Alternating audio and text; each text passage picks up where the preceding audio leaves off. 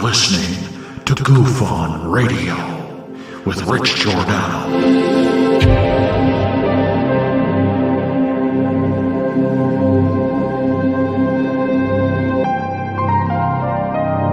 My personal belief is that there is very compelling evidence that we may not be alone.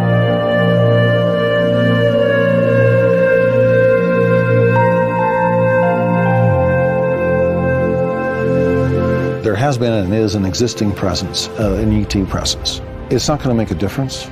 It's not going to change reality.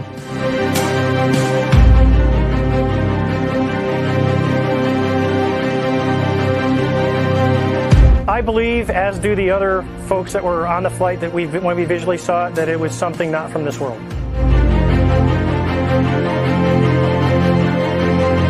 Goof On Radio.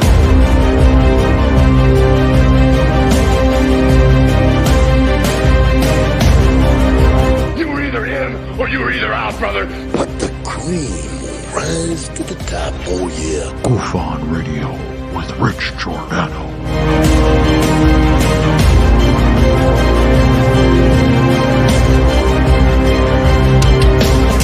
I occasionally think how quickly our differences worldwide would vanish if we were facing an alien threat from outside this world.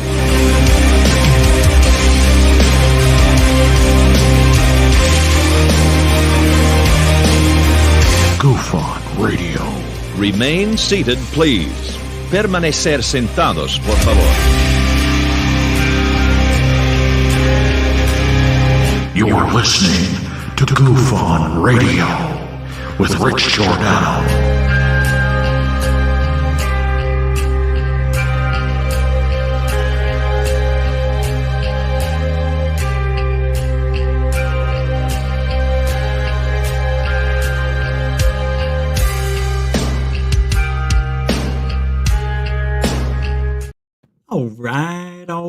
All right. Welcome to Goof On Saturday night. It is June 24th for a little bit longer. The year is 2023.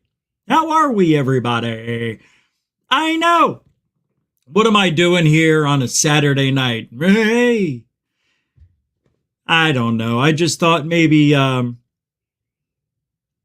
very rarely get to say what's on my mind. Before we get into next week, because tomorrow I'm taking off, probably. I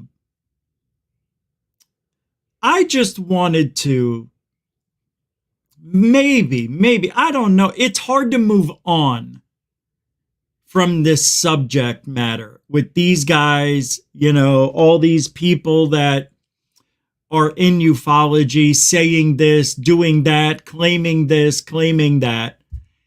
And I thought we would just line up a few people tonight and say, do we deserve this? Do we deserve this kind of treatment? Not ufology, the public, but I put ufology, but hey, that puts asses in the seats. If I just put public, that might have been a good idea, actually.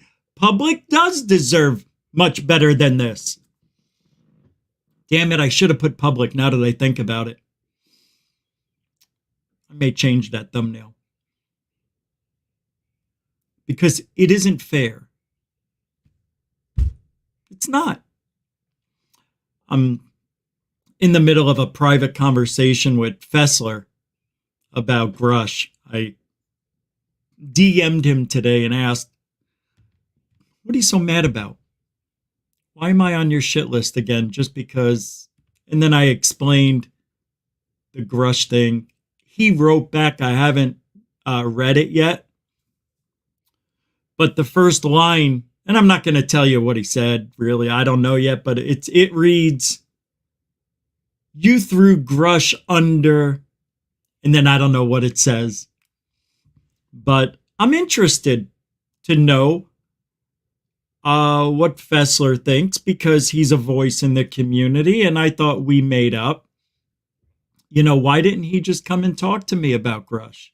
could have messaged me and said, hey man, I want to rip you to shreds on my show. Here's why. I would love it if somebody ever did that to me. Said, hey man, I'm about to talk to you. I usually don't tell people this, but what the, if you're friends with somebody, right? We weren't friends. We made up so there was peace between us. Friends, I don't know. That may take a long time for that to ever happen. But now, I didn't listen to what he said. But obviously it's true. So when I ended my message to him, I go, hey, I didn't listen to what you said about me. It was all hearsay. Yeah, I know. Who comes up with these things? But he is seemingly defending Grush like he did something incredible. And he didn't. He didn't. And we'll talk about why. In my opinion, what Grush did was nothing. And all of these guys, everyone here, have given us false hopes. We'll talk about every one of them. Yep. Yeah, we need to let the public understand why we're so upset. All of us are upset at what just happened. And I just got done listening to Michigan UFO sightings and paranormal encounters. Wayne and Michelle, they were doing their show. It was a rerun for Michael Schratt, but because I've seen that, I listened to his debunking of the Las Vegas alien kid from a few weeks ago. And the timing of that alone, it was held on to from the same person who brought us Bob Lazar, George Knapp. They held on to the story for a month. And then they release it just before Greer. It is so strange. Everything that's going on right now doesn't make sense. Even this guy over here, Avi Loeb, doesn't make sense. And sadly, he may be the only honest guy on the list. He's just so gullible and condescending. And I know what you're going to say. He's not condescending. That's his personality. No, that guy is a condescending prick. He thinks he's smarter than everybody. Yeah, he is. But you don't rub it in our faces, brother. Right. No, Avi Loeb may be smarter in some things. And we're smarter in other things. Everybody's got their own way to balance the force out here in ufology. If we could all just work together somehow and stop lying, stop with the fantasy talk and disclosure every month. 60 days from now, you better hold on to your hats. Why? Is there a hurricane coming? I'm just so tired of it. It's a game. It's a game and it's out of control. Everybody wants a piece. Everybody wants the popularity. Everybody wants to go viral. Oh, man alive. Let's do a little roll call. Truthertainment, welcome to the show. David Wilcox, not Wilcock, welcome to the show. Anomalies and the Real Deal. Dano Cam, nice. Nice to meet you. I like the name, Dano Cam. That's cool. It flows. Now playing third base for the New York Yankees. Dano Cam.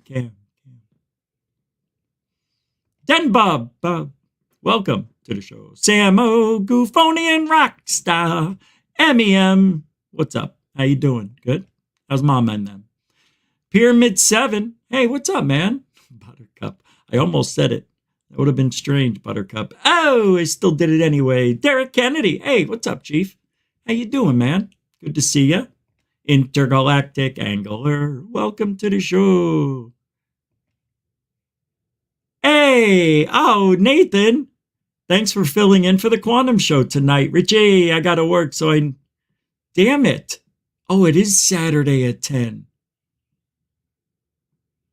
I'm sorry. I won't do it again. But I'm glad I could step in at least. Man, I hate that. I didn't know you. I thought you went Friday nights for some reason. I don't know, man. Yeah, I don't like going on when other people that I know that have channels are going on. I do Monday through Friday. I do enough. You know, I only went on tonight because I still have a stick up my ass. And I don't want this ass to be going all next week. I just want to get it out. And then I can refer everybody to this show. You want to know what I think? Listen to Saturday night. And then that's it. We don't have to keep talking about the same things over and over, even though we will. But the boss is here. Welcome, Diane. Sky Allen, welcome to the show. Moody Mungo, everybody. Welcome to the show. And I'm surprised we have people here tonight. Easy E021, welcome to the show. What's up, Sick? Is it Sick? Or is it Seek? Search and seek and destroy. Kelly Lewis, welcome to the show. Dun-dun, dun-dun, dun-dun. Metallica. Let's get started. Kelly Lewis, did I say it? If not, I'll say it again. Welcome to the show.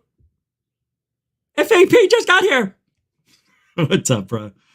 What's up, bro? What did I just say right there? What's up, bro? Samantha Morris, the kitty cat. How you doing? Lisa Sorensen is here. Oh, my. Oh, glory. Oh, jeez, look at the meathead. Archie! What's up, Sorensen? Sky Allen, welcome to Cindy Lou. Elizondo, welcome to the show. Democrats released. Hey. We don't read that here, but welcome to the show anyway. Stardust. It's everywhere. Welcome to the show. We're just getting started. We're just doing hellos. You ready?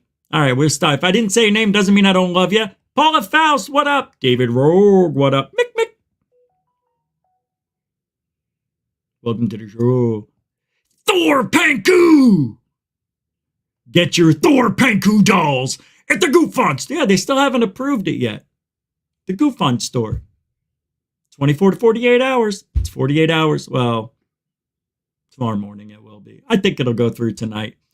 I was thinking of holding it off for the 4th of July release. Because there's some things I want to adjust. We'll see. Hey, Strangeness. You know, I've never seen you before, but yet you love Goof On. How does that happen? How did we never meet? How did I never see your name in the chat room? It's my fault. I know. It's always me, right? I'm an asshole host. I'm an asshole. I hate it. Let's get started. I know. I talk to hear myself. That's what narcissists do. I am a narcissist. Just not a mean one.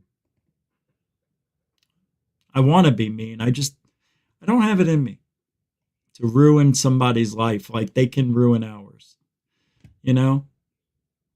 I don't understand it. A long time ago when I was young, I did an experiment with my parents because I lied to them all the time. Because my dad was a retired policeman who still acted like he was the detective, you know.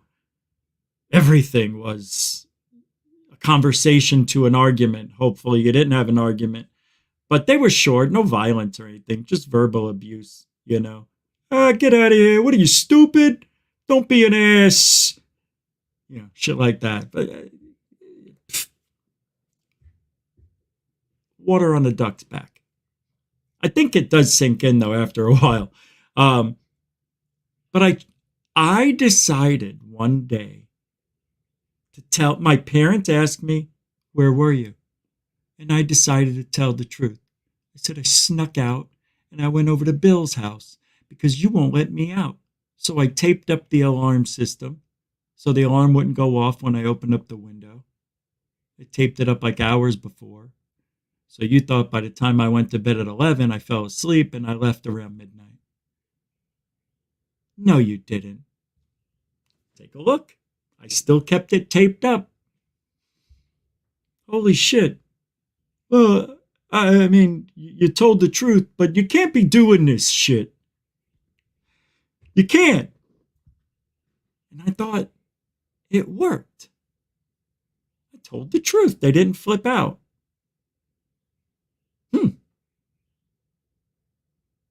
It didn't work every time. They didn't like it that I was so truthful, but I made it a mission of mine to try to be as honest. I'm not saying I don't lie. Everybody lies, the little white lies, whatever. To avoid an argument, hey, how was your day today? Even though it was shitty, you say, yeah, it was fine. I'm not going to have that conversation with my mother after she just had a situation in the hospital, with my father. So, things like that. Nothing major I will lie about. My parents asked me, are you on heroin? If I was on heroin, I'd say, I'm on it. But I didn't. When they asked me certain things, when I was bodybuilding, are you taking this stuff? Yeah. Why? Why would you do? I like it. Makes me feel good. You're going to kill yourself. Actually, I'm going to make myself healthier. Nah. Yeah. Things like that. And after a while, it became second nature to tell the truth. But I noticed something. When I told the truth, people didn't believe it. After a while. Right? Because I have a personality where I joke around a lot of people also don't take me seriously when I want to be serious. And I say, no, seriously, I'm not joking. I got to say that. I got to preface most of my conversations with, I'm being serious. I'm not joking, And I became aware that people were acting strange when I would tell them certain things. They never acted that way. They acted strange because I'm strange. People don't get me. I think I'm extremely easy to figure out. All you have to do is think everything that I say, Rich, is going to turn into a joke. Done. It's annoying, yeah. But that's how I cope with stress. I'm an annoying person, which is why I don't put another person in a relationship with me, because I know I'm difficult. And it's the truth. I work on it every day. It's weird when you tell the truth to people and they don't believe you. It hurts more than having to lie to them. And to remember that I'd rather lie than tell the truth a lot of the times. But I just can't. I've gotten so used to it. I don't see the problem with telling the truth, even when it's hurtful, because at least you're on the same page. They understand you're not bullshitting them. So I took it upon myself to learn body language, facial expressions, all that stuff. I read books on psychology. I went to college on criminal mind because I wanted to be a private eye. I wanted to be a cop, turn into detective. Same route as my father, but didn't work out. And I eventually wanted to be a PI. So I learned a lot about criminal behavior and lying and why people lie, how they lie in different parts of the world. That a lot of things that we think, like shaking your head no, doesn't necessarily mean, oh, they're lying. He didn't mean it. There's so much that goes into it, but it became second nature. So when I see and I watch television and I see these people on stage talking, and I'm Like, that doesn't make sense. Like, why are we listening to a guy who heard a story from a guy? How is this hearsay whistleblower being taken seriously? The guy never saw any UFOs or alien videos or pictures, or ever. Nothing. He just heard from in his mind, very credible people. See, I don't think people are credible. I think there's credible positions, but the people in those positions, to me, don't seem credible. And who is judging these credible people? Their peers. Yeah, not me or you. You know? Everybody's toeing the line for what their narrative is. They don't care about what we want. They don't care about the public.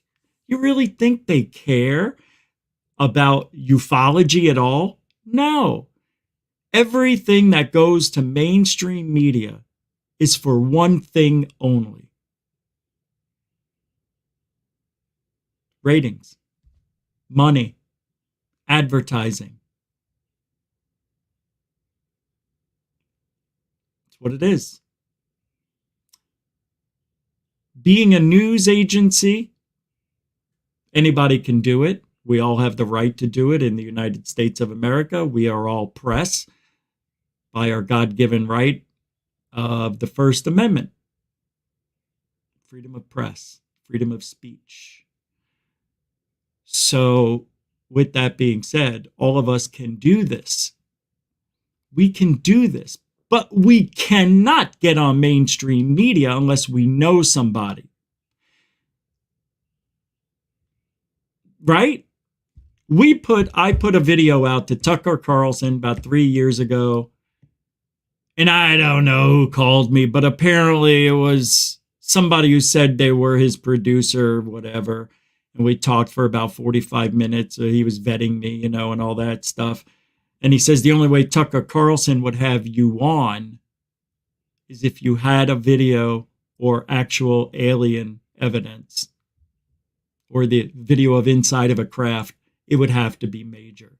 And that sucks. You don't even want to hear us,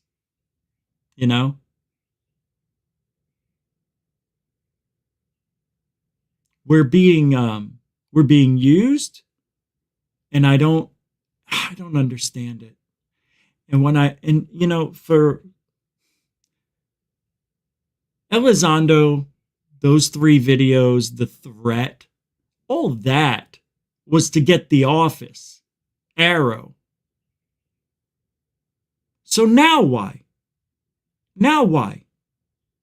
Greer did his own thing. Okay, Greer didn't set the NPC thing up because that's when Grush was going to have an interview a week later, even the day before. No, they worked around Greer and tried to drown Greer out, believe it or not. I think that's one of the reasons why they held on to that. Wayne and Michelle thought of this. That's probably why they held on to the video. Look, what are the odds that the alien in Las Vegas was in George Knapp's hometown? And something as big as an alien crash landing in someone's backyard should be newsworthy that night. And it wasn't. And the amount of video that was removed, redacted from the body cam, and they said it was removed because it was a private residence, is the biggest horse shit on the planet. That is public information. It is on a body cam of a police officer. So why would they lie and cover that up while they went into the backyard? If there was no way, the cops didn't get there till 38 minutes later. Aliens were gone. But they weren't.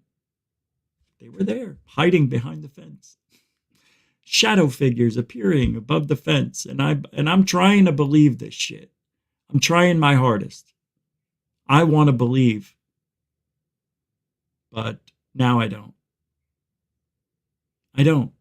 Because now a lot of things happened since then. The kid doesn't want to talk about it anymore. He says, forget about it.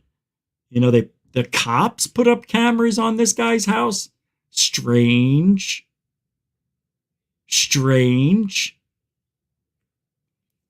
And I don't know if we ever found out who the two officers that came over 2 days later. I don't know if anybody's ever found that out. The whole story is strange. Right? Hey, Mr. Catfish, I forgot about Super Chat, Super Sticker. Thank you for the $1.50 Super Sticker. Mucho gusto, generoso, my friend, a continuing supporter of GoofOn. That's right. You can help support GoofOn the same way. Super Chat, Super Sticker, PayPal, Cash App. All the links are in the show description and on the homepage of GoofOn in the About section. So if you want to help support this stream, this belief system, Truthology for Ufology, it's appreciated. We got a couple new members. I'll be posting the new members up Monday. So I want to thank a bunch of new members that popped in, about 8 or 9 recently. So yeah, thank you for that. Thanks, Mr. Catfish, for being a continuing supporter. Appreciate it. Mucho gusto, generoso. You know. Hey, Sapphire. How you doing? What's up, Cindy Lou? You know, hey, Stu Gerson. How you doing? It's a big world out there, I know. Hey, unknown sender. What's up, Paul? At what point does Jeremy Corbell start to make his own UFO videos? Okay. I'm going to talk about that now, and then I'm going to get into Lou right after. Because I want to go through this. You know, let's just do it this way. And then we got Lou next. We already talked about Grush a little bit. Travis Taylor. And Jeremy Ding Dong Corbell. Avi Loeb, I don't know if I'm going to talk about her. Him. Did I say her? He's a little strange. Okay. How many years ago was it when Greer was introduced to Gary Nolan? 12? Whatever it was. Greer got Nolan into ufology. Introduced him to some people, which introduced his technology that analyzes the brain. He created this technology where you can see the brain working in certain situations. I don't know, but it's a pretty amazing thing he came up with. And they use his technology to see how the brains react or reacted when they were near UFOs. And apparently, he's that guy.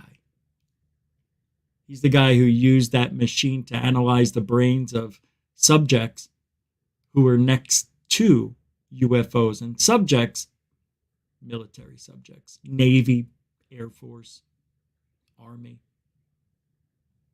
Space Force. But that's what he's been doing or did. And that's it. So why are we even paying attention to Gary Nolan? He's not a UFO historian. He's not a disclosure thinker. He's not that kind of guy. We all know that. He doesn't go out and hunt for UFOs. He doesn't even give a shit about hunting for UFOs. Does he analyze videos? What does he do? What does he bring to ufology? One thing, and that's it. So why is he getting all this credibility? It's very, very confusing. That's all I got to say about that. What? Is there anything he did? Tell me. Tell me, what did he do? What, other than coming up with something that had nothing to do with ufology, he came up with this technology that interested some people in the government. Greer got involved somehow, introduced him through his connections. Boom, he hasn't left ufology, or, you know what I mean? It's weird. What did he do?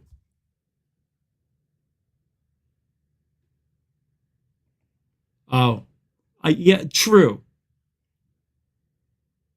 Glass eye. He's got a glass eye? Really? He's got a glass eye? That's interesting. If he's got a glass eye and Columbo.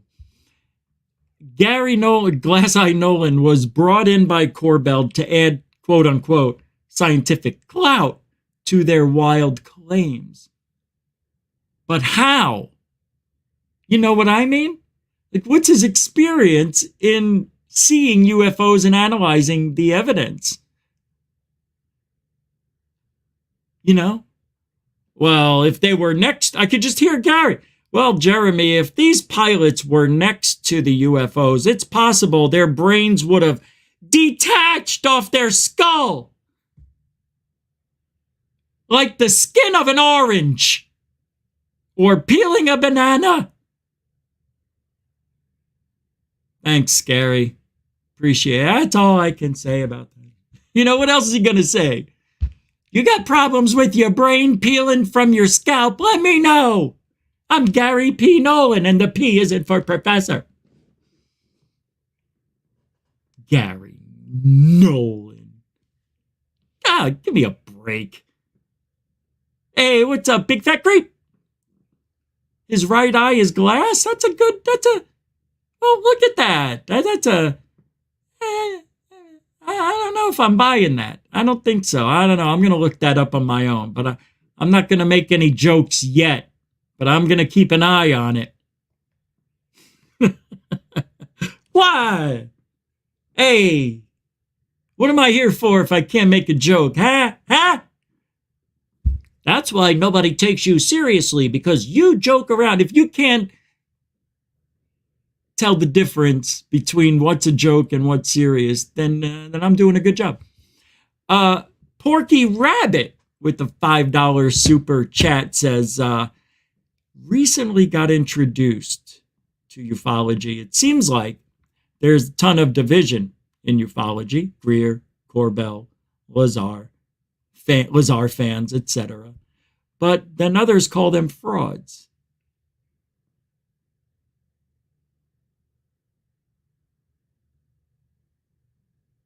They are.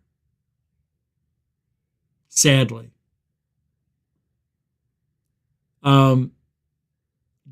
Greer, we don't know if he's a fraud, but he says things that are unprovable. He's like Alex Jones. He just says the most outlandish shit, says a lot of it, and eventually some of it will stick, and you'll be like, hey, he was right after all. I mean, you know, it's all bullshit.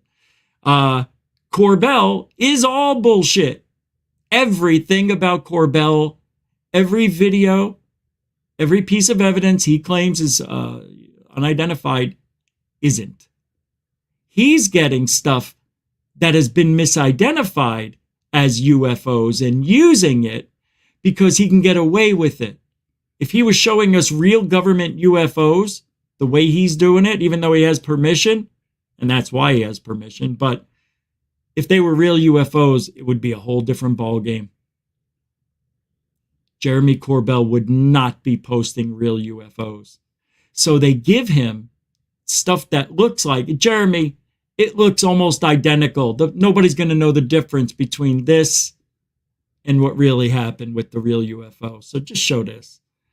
All right, Jim, I'll sell it. I know you will. Hey, Jeremy. Yeah, it's for the greater good, you know. Yeah. That's the conversation Corbell has. Lazar fans, they're fanatical. Nobody knows the truth about Bob Lazar. He may or may not have worked with a UFO. I, for one, don't believe it. I don't buy But thank you for the $5, Porky Rabbit. Hope that helps. Hope I cleared you up a little bit. And anytime you need a question answered about the people in ufology, come over here.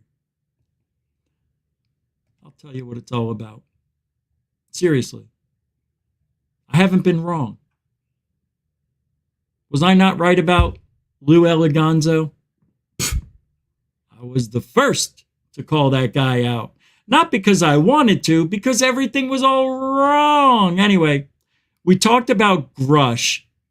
One word. Hearsay.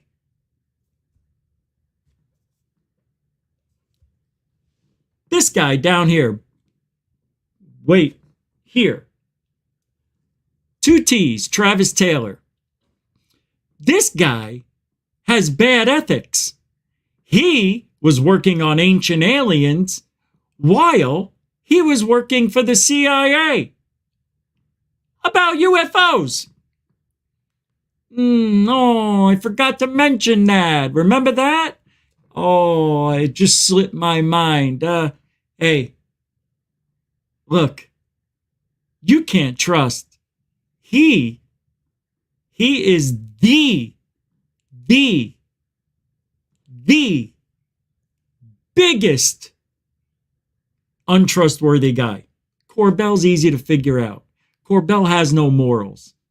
Travis Taylor acts like he's better, speaks condescendingly, and yet little to no experience hunting UFOs. For real. For real. Not this TV show extravaganza.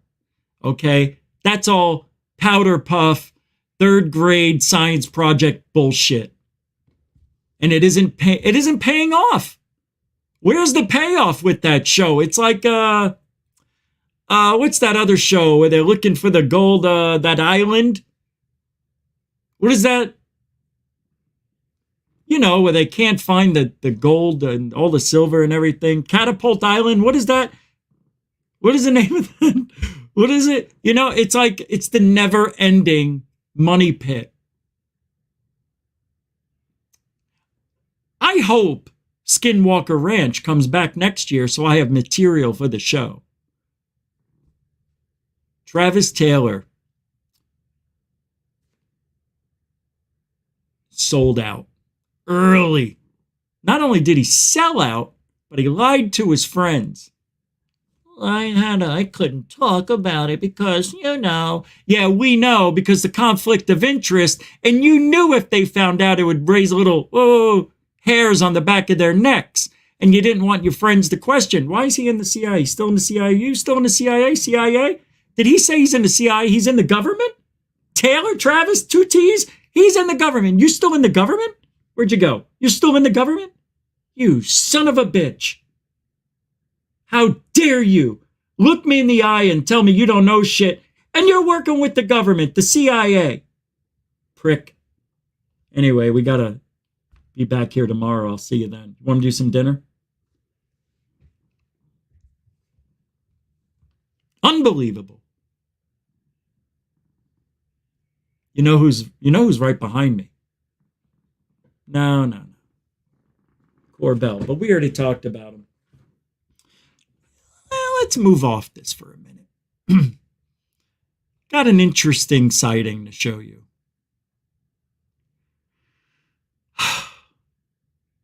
I'll let you watch it, and then how do we rate these things?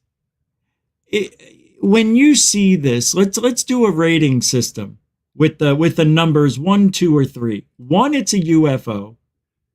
2,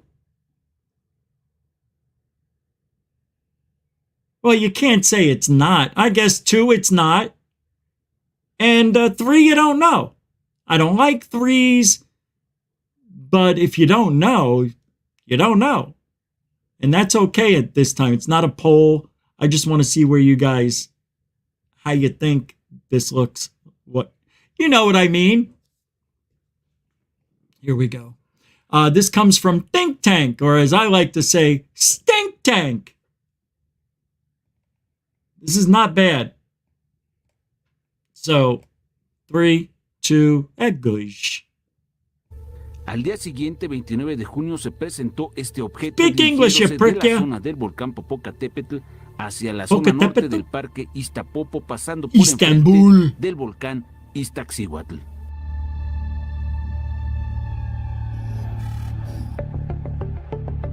Anybody? Nadia One. Hall nos informó que algo 1, it's a real UFO. Put a 2 if it's not. And a 3, you don't know. había ocurrido en esta zona al ver la transmisión de nuestras cámaras y se dio cuenta de que cruzó en esos momentos este misterioso objeto. Al realizar un acercamiento lo podemos ver con toda claridad. Observe. Look at it though. Look how it's moving. Se trata de una esfera y parece que va girando. Something's wrong with the way it's moving. It's jittery. You see how it's jittering? Hemos determinado que los avistamientos se presentan en prácticamente cualquier punto de la zona volcánica, pero con mayor incidencia en el volcán Popocatépetl, debido a que está en constante actividad. Stanky. Pero como podemos ver en las imágenes, estos objetos pueden presentarse en cualquier momento y en diferentes formas y lugares. Ahora fue esta esfera moviéndose de forma horizontal sobre la zona del parque Iztapopo a plena luz del día. Ise poo-poo, he said. So I think it's one of two things. It's either a balloon or it's CGI. It's weird the way it's stuttering through the screen, but yet everything else is smooth. So I'm thinking it's CGI for that. But let's take another look real quick here. Look. Start over. Al día siguiente, 29 de junio. See, if you watch the clouds along the top, you know, you could use this to guide and, you know, make your... You can see it's not jittery, but the object is. Se presentó este objeto dirigiéndose de la zona del volcán Popocatépetl hacia la zona norte del parque Iztapopo, pasando por enfrente del volcán Iztaccíhuatl. Taxiwaddle? See it? Jitter, jitter, jitter. Brr, brr. I've never seen a balloon stutter like that. Nos informó que I have never seen an object stutter like that. De nuestras cámaras y se dio cuenta de que cruzó Oh! Oh! I didn't catch it. They're enhancing it. You see this black here that just popped up? They're stabilizing it. So they stabilized the video. Got it. Now I understand the shaking. The stuttering. I'm so stupid. Este misterioso yeah, objeto. they stabilized Al it. realizar un acercamiento lo podemos ver. So it's probably really there. I mean, it looks like it's there. Se trata de una esfera y parece que va girando. The little things that you see coming off of it, that's just pixelation. That's a digital artifact. Yeah, those are ghost images or ghost images. See? It's like they're laying eggs, right? But it's typical. Que los avistamientos se presentan en prácticamente it is in prácticamente pero con mayor incidencia en el volcán Popocatépetl, debido a que está en constante actividad. Pero como podemos ver en las imágenes, estos objetos pueden presentarse en cualquier momento y en diferentes formas y lugares. Right? Not bad. Not bad at all. Yeah.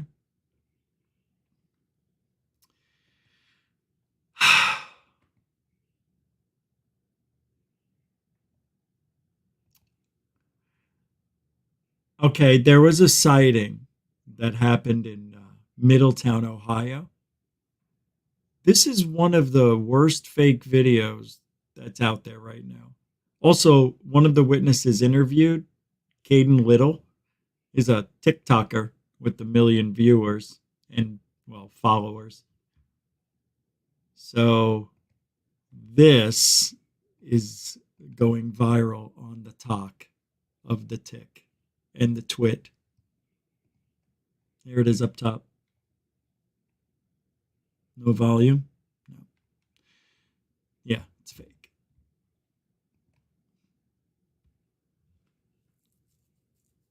And you know what's funny about that? He moves the camera with it. And did you notice these lights? Look at the pattern. Doesn't it look like Jeremy Corbell's flares? But it's just this down here.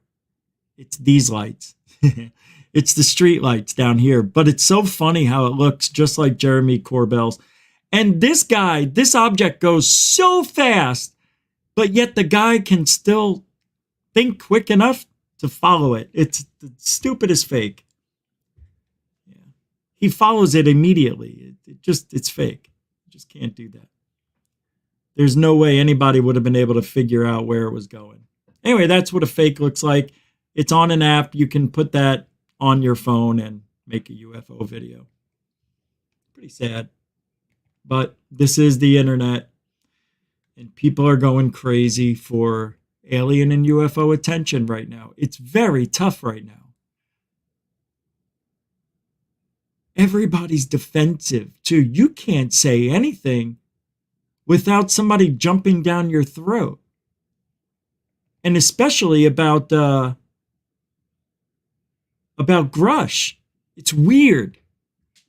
But one of the few times in the last several years that I've seen people very angry with the Grush interviews. Everybody, nobody likes it that he's hearsay. Yeah, that guy's gone into hiding. I don't know if we'll see Grush again. I don't know how we would. Well, this field nothing surprises me anymore when I hear about anything about any of the people in mainstream media, in the military, at Skinwalker Ranch, at Arrow, saying they worked with ATIP when they didn't, Lou. That whole thing, it's still going on. Lou's credibility is still being put into question by Stephen Greenstreet and John Greenwald Jr. And the Black Vault, John Greenwald Jr., just put a video out about 20 hours ago. Says, we talked about this yesterday, but they do such a good job putting the details out, right? Ex-DOD intelligence officers' UFO claims spark security concerns and confusion.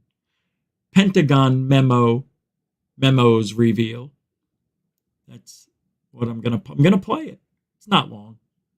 This one is, how long is this? Ooh, well, this is it's an hour. I'm not playing all of it, but the first minute or so will get you upset. It should. Throughout numerous federal agencies after filing a number of Freedom of Information Act requests. And I know that sometimes the findings have triggered many people who don't care about all of the pieces of evidence. Ever since October of 2017. He's right. People don't care about the evidence, right? Didn't he just say that?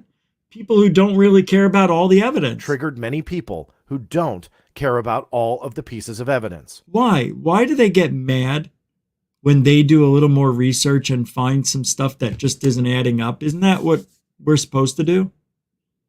Question everything, especially people making the most incredible, world-changing claims that should be newsworthy every single time it's brought up. These claims, it should be newsworthy. It should be. Well, you know what I mean. Ever since October of 2017, when Mr. Luis Elizondo began making claims about his time directing a program researching anomalous aerial threats and declared UFOs were indeed real, I was fascinated. But it's no secret as time went on that I had my doubts. Over the course of the past 5.5 years, I've taken great care to find out what is fact and what is fiction throughout an ever-evolving saga that will no doubt not go away anytime soon. So here's my friendly warning before we get going. To some of you, I know you won't like this story I'm about to tell.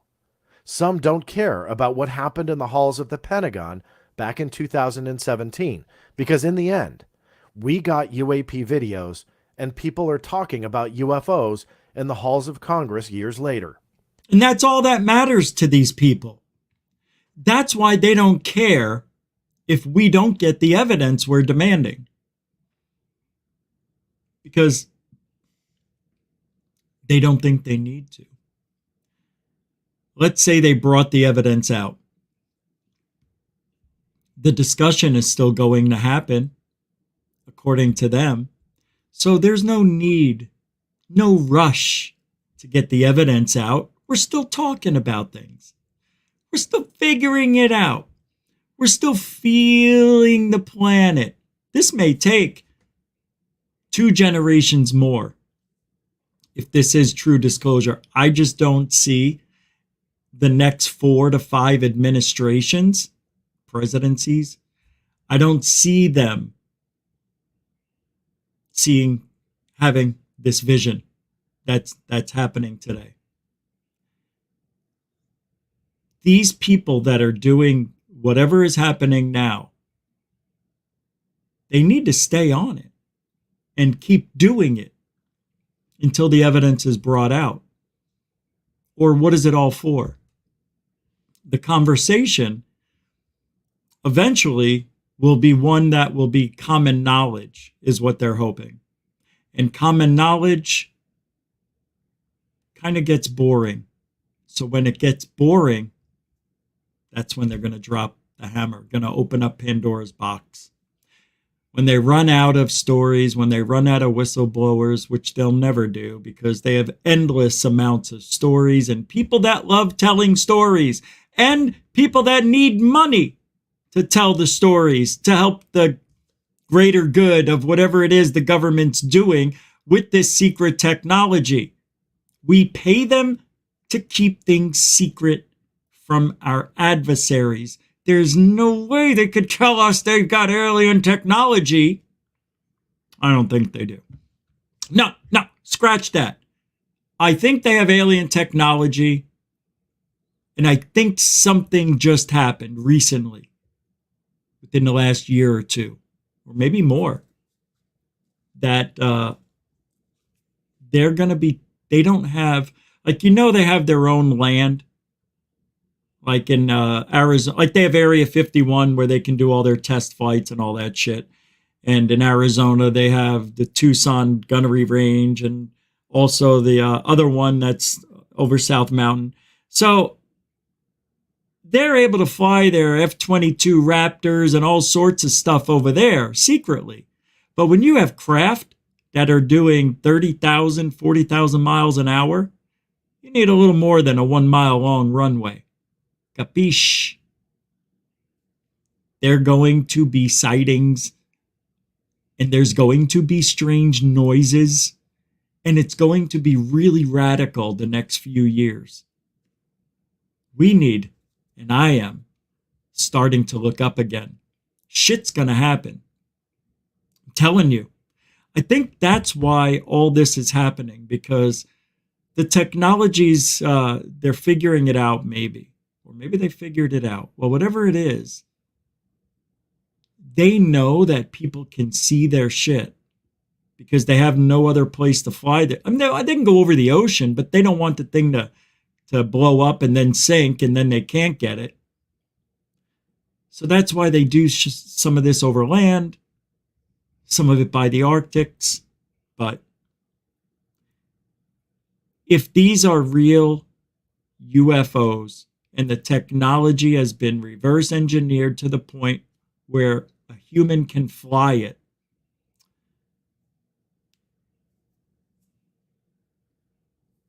we're going to see it. I don't know what I was going to say. All right, let's listen to John. And although all of that is great, I want to know how we got here. Yeah. And when I say I want to know, I mean I want to know. Everything. Every little piece.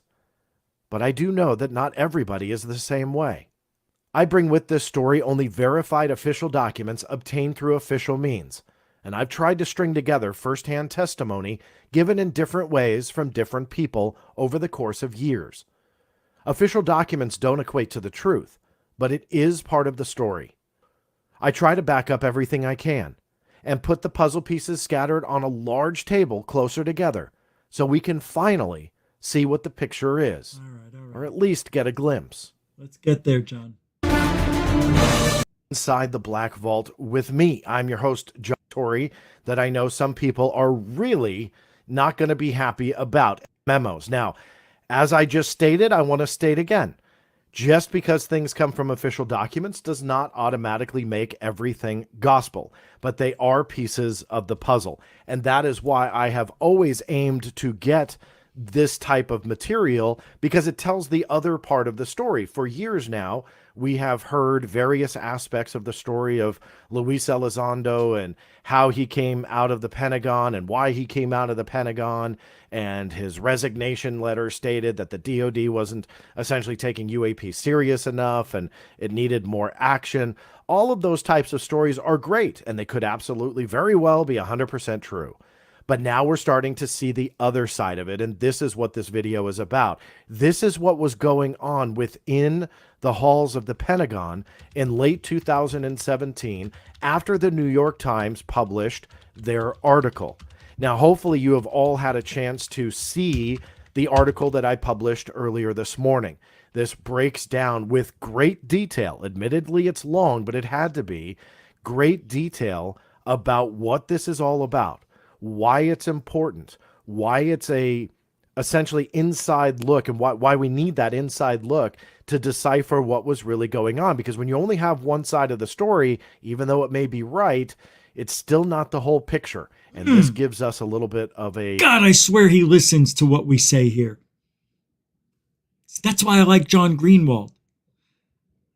Man, I don't know how anybody could be mad with the guy. He's just trying. Jesus, right?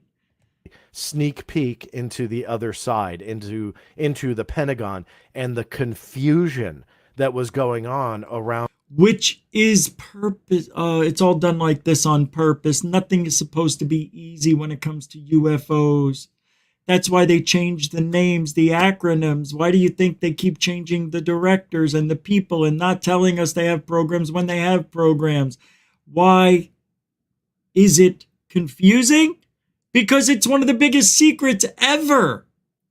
It's almost as big as, what happens after you die.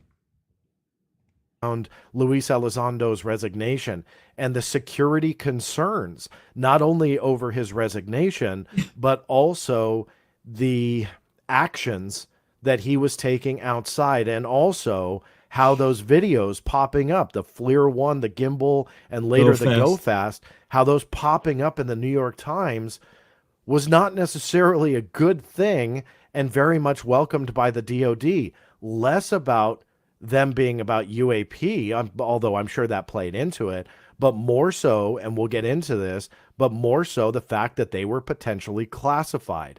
So put yourself into that mindset. This was days after the New York Times article. We know those videos were declassified.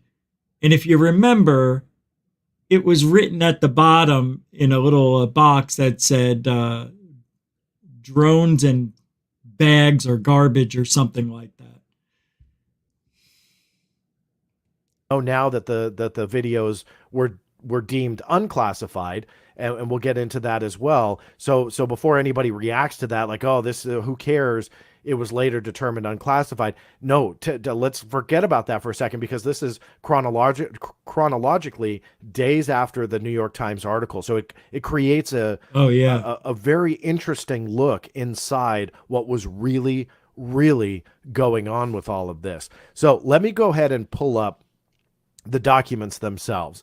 And this was not in the article. What I want to do here is kind of give you guys a little bit of an idea of how I came to know that my Freedom of Information Act request was responded to, because you will note, people that actually read the letter, that it was sent on August 17th, 2022.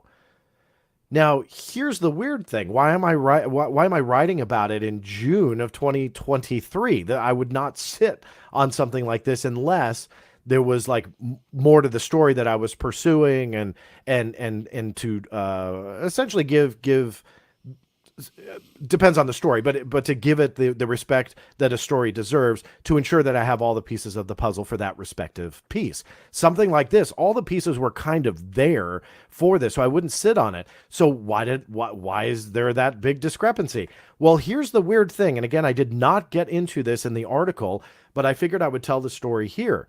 I had seen a post online, on Twitter actually, from somebody who had posted the resignation letter that I'm about to show you. Is very short. It was not the resignation letter that we all have come to know from Luis Elizondo. And I thought, oh, come on, this is fake. There's no way that this is real, because number one, we would have heard about it, but number two, this is so weird.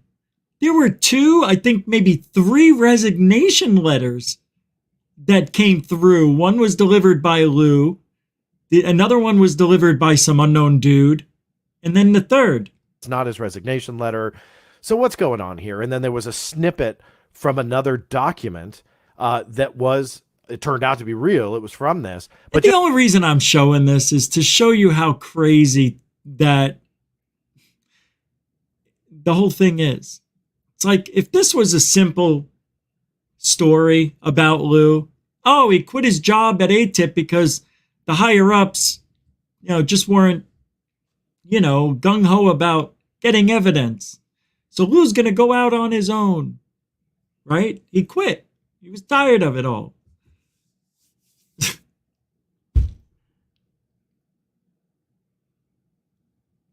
Never mind. Just a snippet. It was just a paragraph or 2. So I wrote that person because I do follow up on these types of things just to kind of, feel it out and go, hey, what's going on here? What are we talking about? That person privately messaged back and said, well, the documents are genuine. I thought you got them. And I was like, wait a minute. Now, why would I get them and not talk about this? And it was really interesting, the little snippet and the fact that there was a second resignation letter. And I thought, okay, this is weird. And so I chatted back and forth with this person, and I'm not giving you their name. I don't know their name. I only knew that the Twitter handle.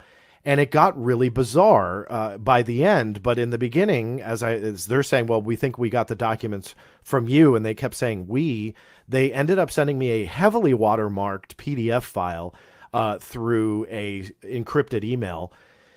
And I'll be honest with you, my first impression was like, wow, if you guys fake that, this is really well done. Because number one, it wasn't explosive. Like, it wasn't, saying alien bodies were in floor number 2 of Area 51's underground facility. I mean, it was quite the opposite. It was just straightforward DOD memorandums. And with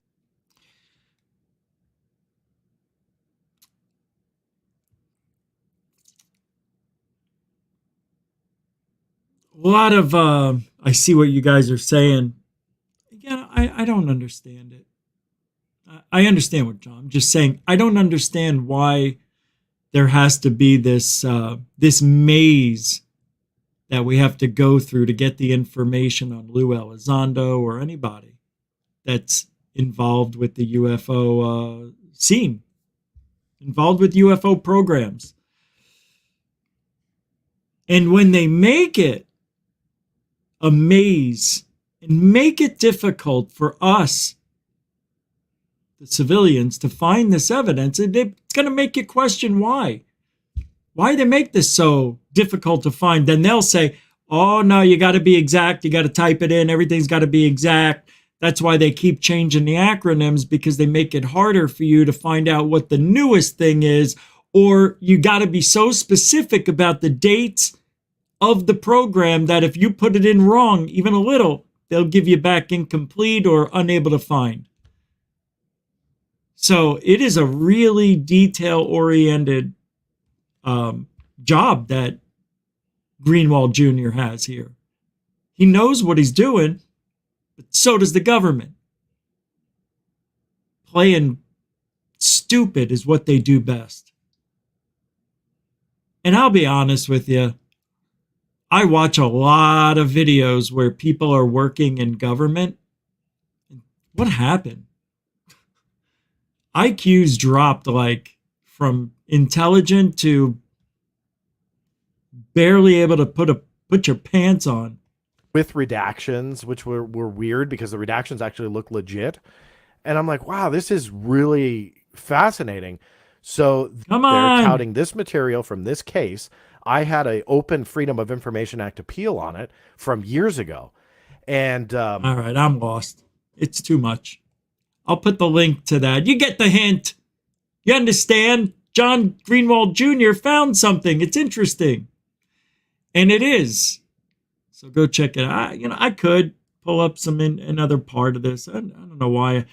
I feel like we've been on it for a long time, that we're bored. I'm bored of it.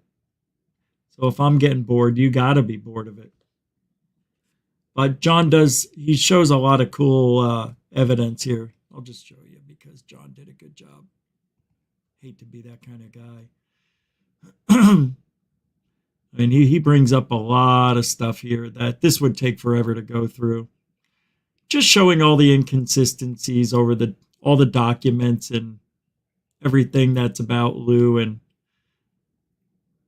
given the uncertain provenance of the second letter, OUSDI retained a copy but didn't provide it, ... You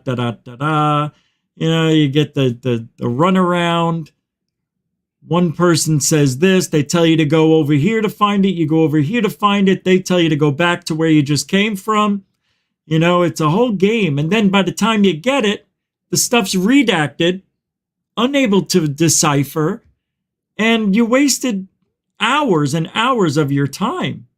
It's exactly what they want. Get all this redaction. This is the part I wanted to get to anyway.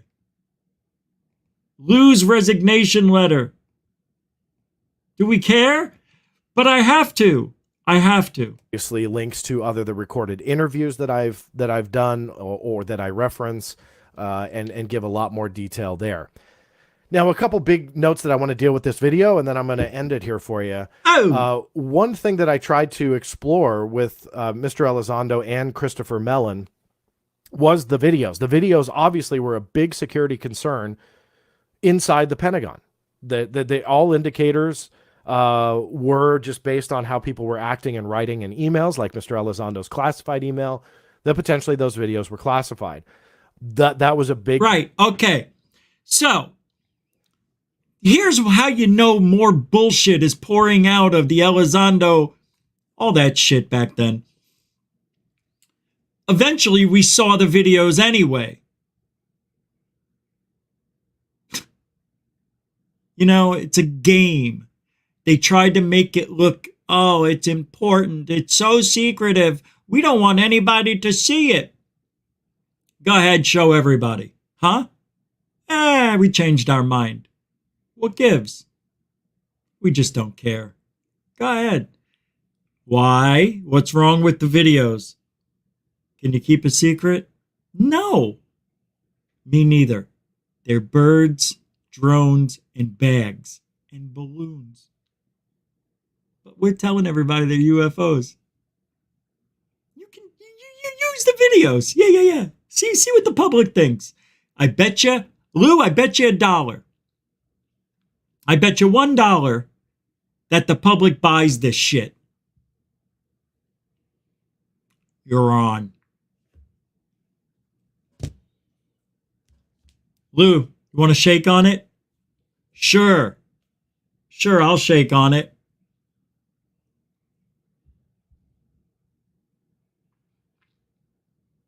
That's how it happens. Yeah, go ahead. Use the videos. We don't care. And then you know what we'll do? Down the road, a little bit later, we'll say that we'll have them in the New York Times, maybe the Post, I don't know, vehicles from unearthly vehicle. How do we put that? How should we put that? And then we're going to retract it. And everybody's going to go, oh, it's like Roswell.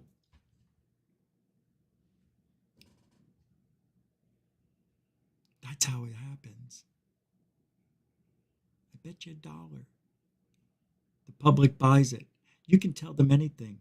As long as you, Lou, sound credible. Can you do that for us, Lou? There's a big bonus in it for you. Bonus? Calm down, Lou. I can't. I have a tail and it wags. Calm down, Lou. I can't help it. What's the bonus? You get to live. No money? No. Where's your tail? Tucked. Lou, we're just joking with you. You'll get $1. Don't worry about it. You'll get $1. Lou, why do you look so serious, Lou? Come on, Lou. Come on. Poor little Louie. Concern. I also feel that the AFOSI investigation, now that you see all the information, was very much justified. That's not me defending the government in any way, but look at how this played out. You have somebody saying that they're gonna release never before seen videos to the public, and then a couple months later, videos are released to the public, and a classified email with those same videos is found internally at the Pentagon. I mean, I'm sorry, that's a security concern no matter what. Anybody who knows anything about classification can see those are numerous red flags all lined up that needed to be dealt with. So it's no surprise that that happened. Well, one of the things that I wanted to tackle was the huge discrepancy between Mr. Elizondo's claims to me directly, and I linked to that video, but essentially he said he did not know that TTSA had the videos, nor did he know that the New York Times was going to be publishing the FLIR and gimbal video. And he said that he was, quote, very surprised. And I was always really intrigued by that, because I'm like, how do you work for an organization and stand up in October of 2017? Elizondo said it. He says, we are planning to release these never before seen U.S. government videos. How do you not know like what they have? And it just so happens that they came across the same videos that you said you wanted for internal use only. And that because they got caught. They got caught talking over each other. That's why. And it got your attention. Interesting. So Chris says a few minutes back, about 17 minutes ago, he says, maybe we invented the tech. And then Wayne says, from Michigan UFO Sightings and Paranormal Encounters, if we did invent it, we'd be using the hell out of it. What if we are? Smuggling drugs? They put it to good use, right? If you go on what Greer's saying, they use the alien technology for the Tic Tac of all things. It is so much fun to be, to be in on all this. It is so silly. This whole the world, everything that's going on, it just seems too surreal to me. Even the war in Ukraine, the inflation, what was that thing they had where all the ships were jammed up, and nobody can get their supplies, the supply chain, the border, violence, right? It is the perfect time to bring the aliens. I thought the perfect time was during the lockdown. Wouldn't that have been nice? People are dying of this unknown thing. And the aliens showed up. And guess what? They caught COVID and died. Wouldn't that be weird? Wouldn't that be weird? That'd be so fun. That'd suck. That would suck. Hey, Jeanette Angel. Hey, it's green. That's weird, isn't it? It should be yeller. It's green on here, but it's probably yellow. Well, thank you very much, Jeanette. Mucho gusto, generoso. Jeanette, the angel of Goofon.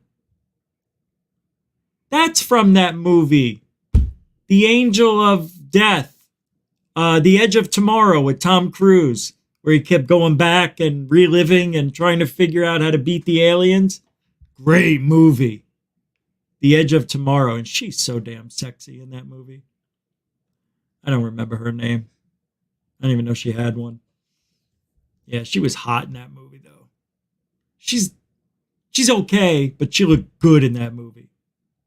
Thanks, Jeanette. Jeanette, you look good. Forget about it. Mucho gusto, generoso. Respecto. Respecto. Yeah. Well, I've got a lot of stuff to go over still. And tonight, I've been bitching a little bit about, in a nice way, about the problem that is going on. We don't deserve to be treated this way. It's really sad. And people may read this and say, ufology doesn't deserve this. Does Rich mean we don't deserve these good people? All of these saints that have helped bring disclosure closer? Is that what some people think I mean by this? Ufology doesn't deserve them. Any of them. Because we're nice people in ufology. We believe in the truth. We think we know what the truth is. We understand the government can't tell us everything. We get it. We know the truth. That's all that matters. Anybody who's had a personal experience that's here tonight, we don't need the government to tell us anything. It'd just be nice, wouldn't it? A little confirmation for us. Something physical, something nuts and boltsy. Because I do believe that there is something like a God. You can call it God if you want. I call it the universe is listening. The universe is all-knowing. I swear to you, I believe the universe works for me. And I'm so stupid to not use it all the time. But if that's true, and there are some people who can do that very well, the law of attraction works for me in a lot of ways, negatively and positively. But we know. We know.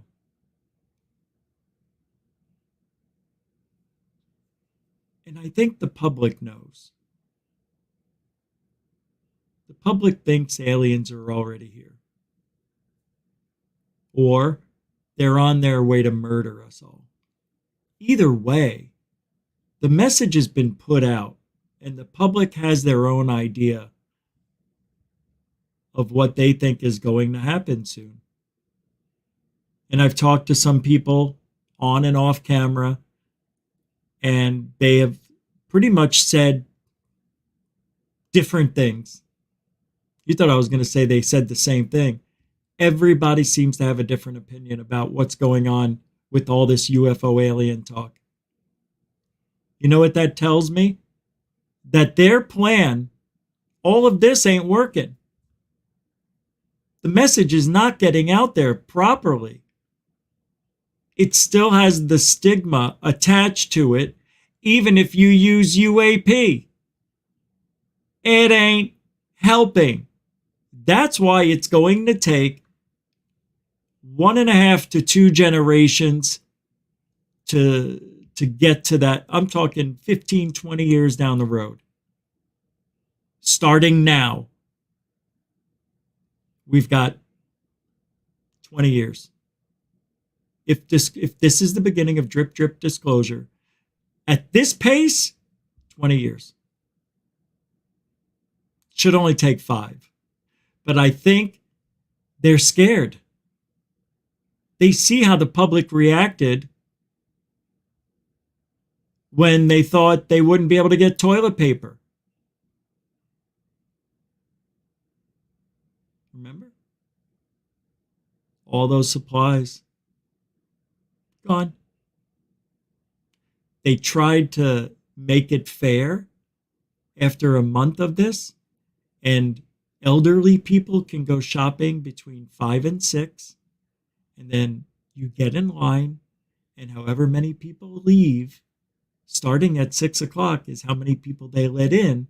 And when you get to the register, you're only allowed to have a 4-pack or a 6-pack. You can't have multiple packs. And they did that to spread it out so everybody can. That's how insane it's going to be the day they announce aliens are here. You haven't seen anything yet. The day they say that, I'm going out looking for toilet paper. Matter of fact, I have enough wet wipes to last me 2-3 years, probably 5 years. Yeah, I stocked up. Yeah.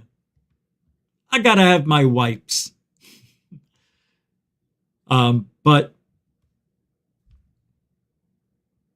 I don't understand what all this is. Gary Nolan, meaningless to ufology.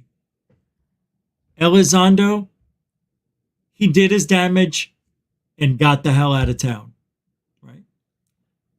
Grush, just center stage, hearsay, he's shutting down. Travis Taylor, he will always toe the line. He will always be on TV. He will never be anything more than a TV guy. His life has been ruined by being on TV. Avi Loeb, Mr. Gullibility, wasting everybody's time looking at metallic nodules on the ocean floor, telling everybody that it is the debris from an interstellar meteor. How does he know? You don't know. Well, they're in the right vicinity. You know how big the ocean is, you stupid. Who's behind me? Jeremy Corbell. Jeremy Corbell and George Knapp. I should have put them together. I didn't.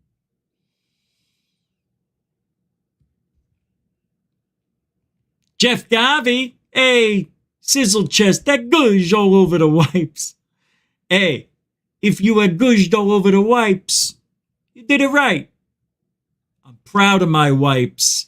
I don't care if everybody knows. I love them.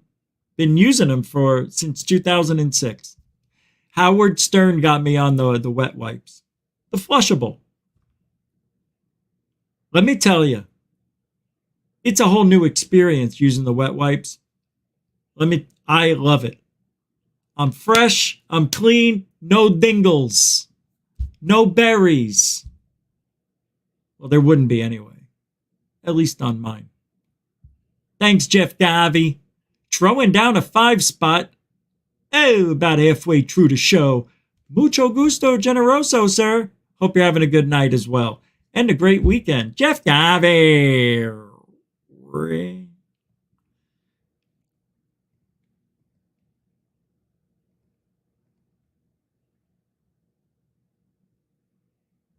Vanilla Chip, how are you?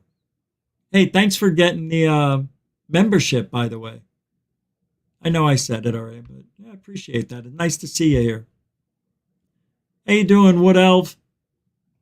Mr. Bonnie? Good to see everyone. Nick and everybody. Chris. Z-Mog, what do you say? How do you be? 2 M's are better than 1. What do you say, big guy? I know, I just got him. I just saw that. $10 came in. Jan! On PayPal, $10.10. Mucho gusto, generoso on the PayPal. God, I love the PayPal. Thank you very much. That is unbelievable. Unbelievable. Whoops. Thank you. That's a mucho gusto, generoso.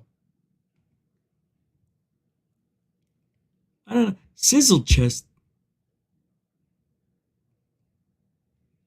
A little jerky action, a little jerky boys. I'm in the mood for a jerky boy phone call. I'd take a copyright claim for that. I have my own.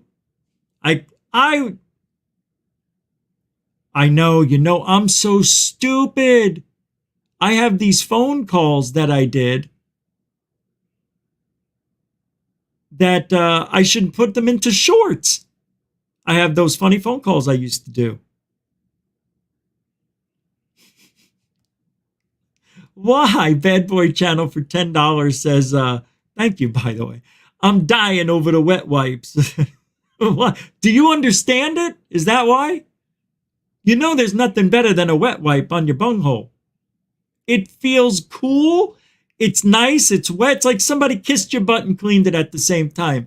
A gush all over toilet paper. I hate toilet paper. When I see toilet paper, I'm afraid my finger's going to rip through it. You know, I know I'm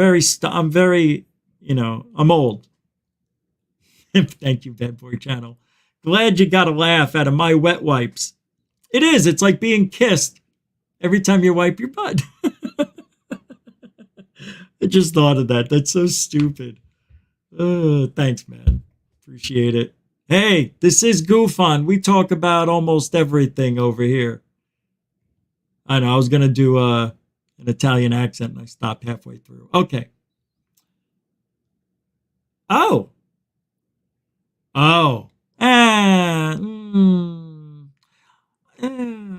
I'm in. There's a guy who did body language on David Grush. Not now. I'm not going to do it now. Oh, shit. Did you see this?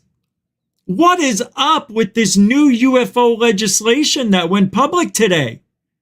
I can't believe I forgot.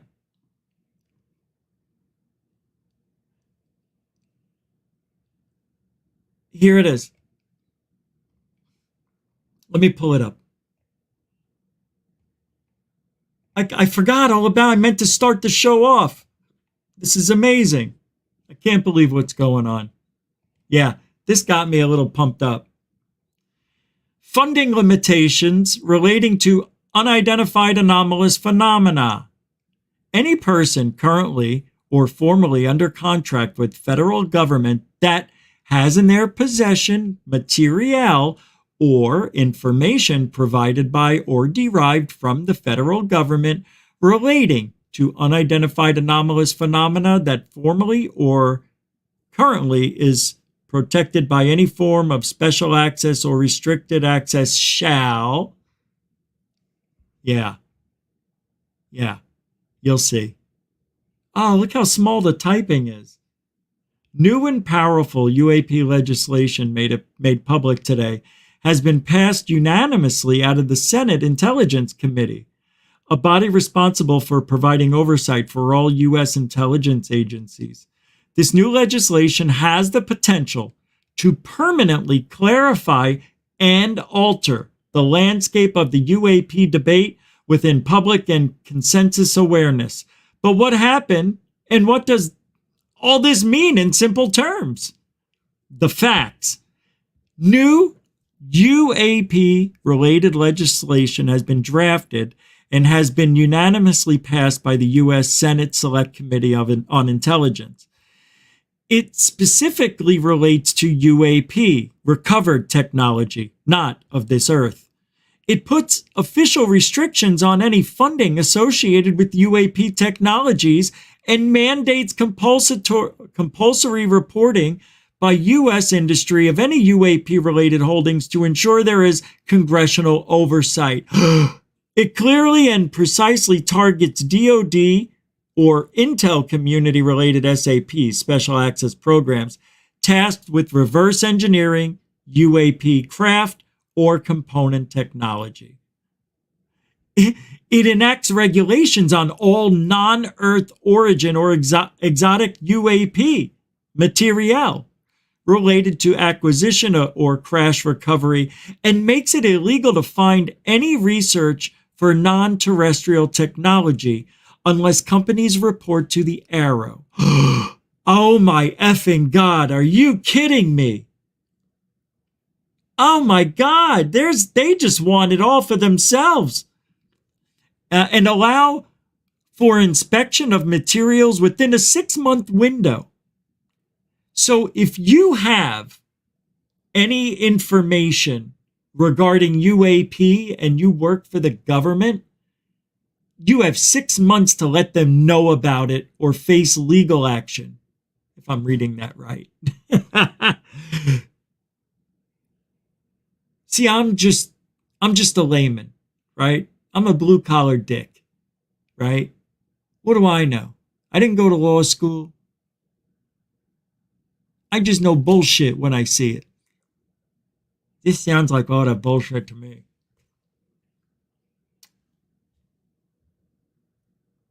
This is freaking amazing. It clearly and precisely targets DOD. Here. I have to turn my head to read it on the bigger screen. Or Intel community-related special access programs tasked with reverse engineering UAP craft or component technology. It enacts regulations on all non-Earth origin or exotic UAP material related to acquisition or crash recovery, and makes it illegal to fund any research for non-terrestrial technology unless companies report to the AARO. So you can't fund anything if you want to, it's illegal to fund any research into UAP unless you bring it by AARO first. That's all government. You want funding for UAP? Go to Kirkpatrick now! Well, what office is he in? AARO, asshole! Oh, sorry, Jesus Christ, it was just ATIP. It hasn't been ATIP for a decade. All right, I'm confused. What's your name? My name's Big Fat Fuck Tony. Tony Soprano? Get the fuck, are you serious? Do I look like Soprano? All right, this is nuts. This is crazy. This sounds about right. Sounds about right. There's no sugar in this drink. I'm allowed. Boy, it works. This is amazing. The legislation zeroes in on the development of propulsion technology or aerospace craft that uses propulsion technology, systems or subsystems that is based on or derived from or inspired by inspection, analysis, or reverse engineering of recovered UAP craft or materials. That's a mouthful. Oh. That's a mouthful of. Furthermore, the legislation details that any person currently or formerly under contract with the federal government that has in their possession material or information provided by or derived from the federal government relating to UAP that formally or currently is protected by any form of special access or restricted access shall notify AARO of such possession within 60 days. 60 days? I thought it was 6 months. Make UAP materials and information available to AARO for assessment, analysis, and inspection within 180 days. So you got to let AARO know within 2 months, but you got to let them know about all the other stuff that you did within 180 days. The legislation specifies that such stakeholders must provide all such material and information in a cohesiveness list. You know why they're doing this? Do you know why this happened? They don't want you or me, if we worked in the government, to have anything that we can take to a black budget program and say, look, I have this alien technology right here, and I want to hire you to research it, back engineer it, and make them. What is it? If I know. But it's from another freaking planet. See, the government, they want everything. They don't want you or me or a black budget program to have this stuff, because then we can overtake the government. Why do you think they are freaking out about the Tic Tacs? Because they don't know where they're coming from, although I think they do know, but they're playing like they don't know. But let's say they don't. Was it a black budget program hired by the United States to back engineer alien technology, and they didn't tell the government? They broke it open, they figured it out, but they're keeping it to themselves. That would be almost impossible to happen, because not only would a black budget program have FBI or government officials working alongside them, but everything is monitored and accounted for. So it'd be very hard for a black budget program to secretly do that without the government knowing. But it doesn't mean it can't be done. Doesn't mean it has. It hasn't been done. But that's what they're afraid of. That's why they're saying, if you have any material, I don't care if it's a piece of string and you don't know where it came from, but you think it's from a UAP, that goes here. Arrow. Bring it over.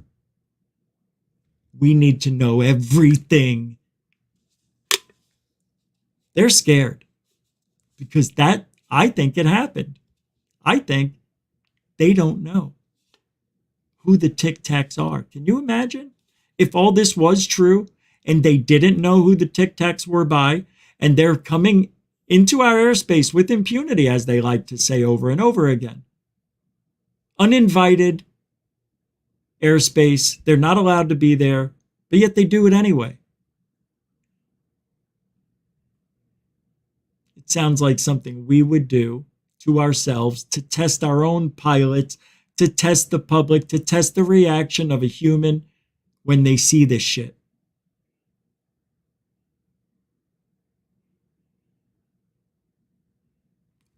Or it's China.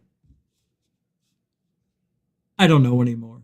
I just straight up don't know. I thought it was China. I'm not so sure it's not us. But China, there's a video out there that I saw. I can't remember what it was. But China has been getting a lot of our secrets for the last 30, 40 years. And it has been said that they have a lot of our UFO information.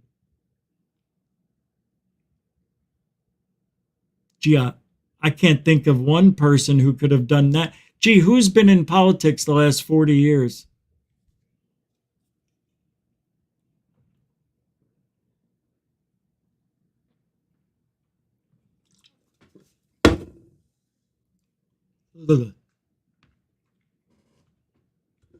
Well, it is Sour Patch.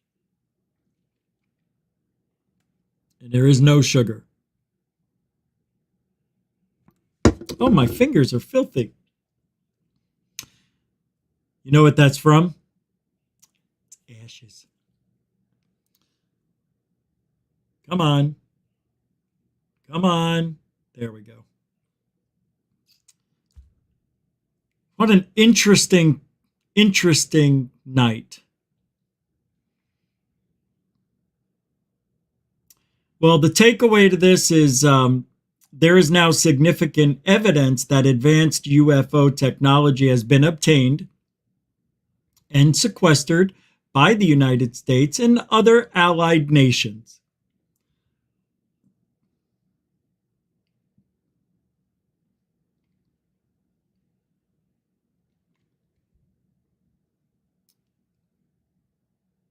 It has also been established that there's been a coordinated multinational and industrial effort to reverse engineer and exploit UFO materials and technologies hidden and protected by illegal partnerships within DoD and private industry and for many decades. We know all of this stuff. We know.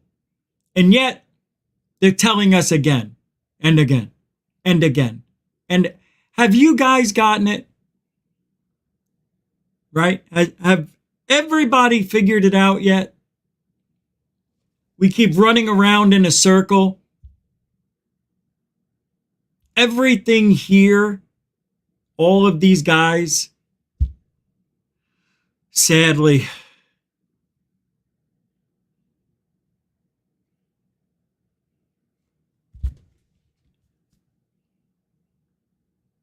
I myself can't do anything.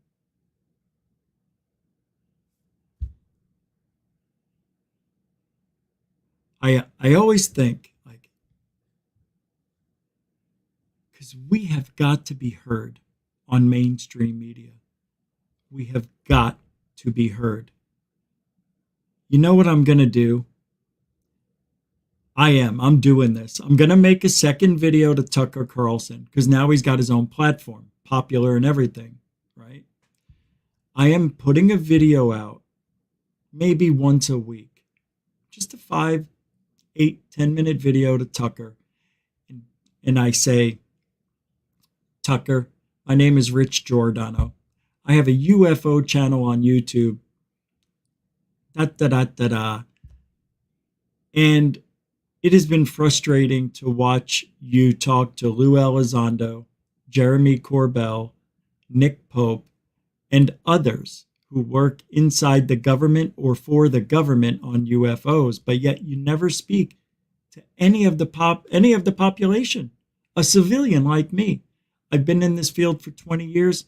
I have some really good stories to talk about, but mainstream media only wants that alien on video or a UFO on video. You don't care about what is really going on. All you know and hear is what one side of ufology is doing, and they're lying to you, and they have to lie. But nobody's listening to what's really going on. You believe Lou Elizondo and the other people who have been on your show are telling you facts. Oh, I know what you're going to say. You don't know if they're facts. Ha ha ha ha ha. Tongue in cheek. I get it. I mean, we're talking about UFOs. Understood. But know this. The civilians see it, record it, and it gets dismissed.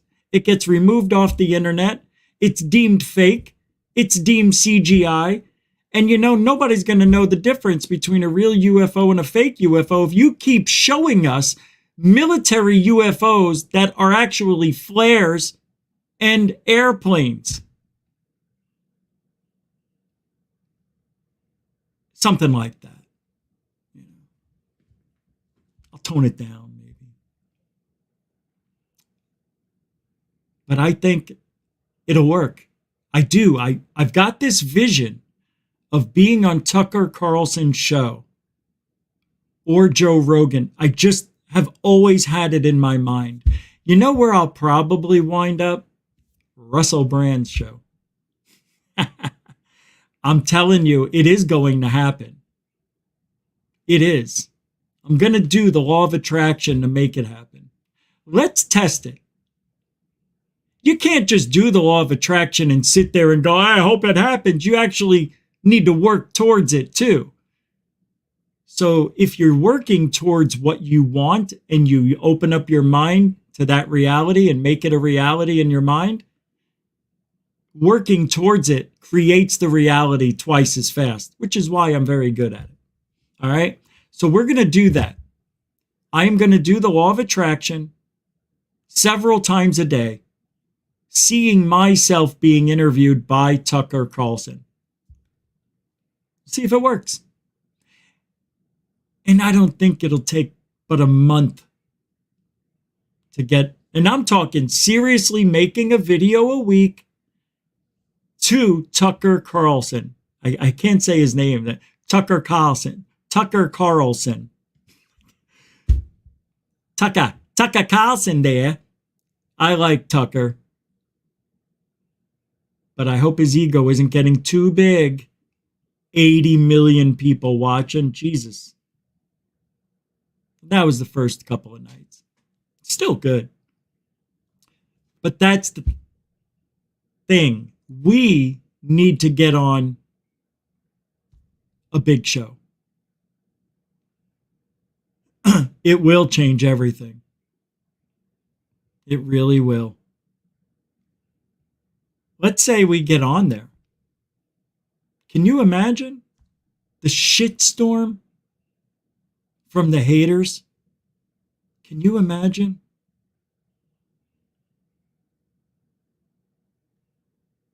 How did Rich get on there? Oh, what did he do? All he did was make a video to Tucker Carlson. All he did? Well, he made one a week for 5 years. No, just kidding. But the law of attraction worked. It only took 5 years and 60 videos. Whatever it takes, right? Whatever it takes. And because I believe in it, just like some people have faith in a God, I have faith in the universe. I really do. And when you have a strong belief and you believe in it, like, you know what I mean? Shit, sometimes it's like magic how it works. That's why people believe in prayer. People believe in God. Because they've seen miracles. Well, I'm looking for a miracle. For UFOlogy. I don't give a shit about us. You know what I mean?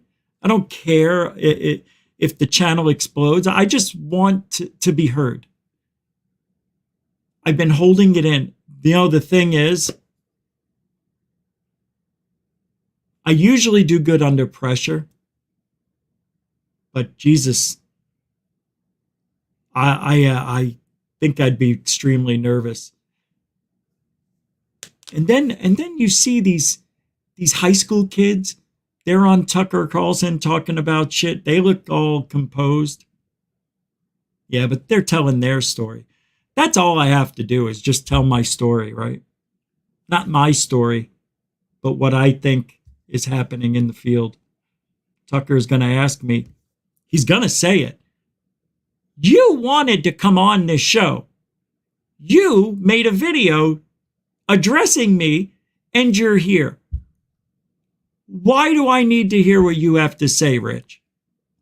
Because you've been lied to.